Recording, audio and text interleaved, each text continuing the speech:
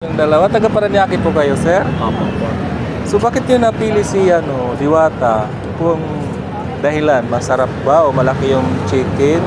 Curious lang kami. Ay, nag-curious lang pala si Kuya na kumain kay Marami Diwata. rin kasi nagsasabi na masarap. Oh, yun. Kung anong, ngayon na nakatikim na kayo ng Diwata Paris, yung chicken dyan, ano pong masasabi? Panalo po. Juice. Ayun, yun ang masarap doon, panalo.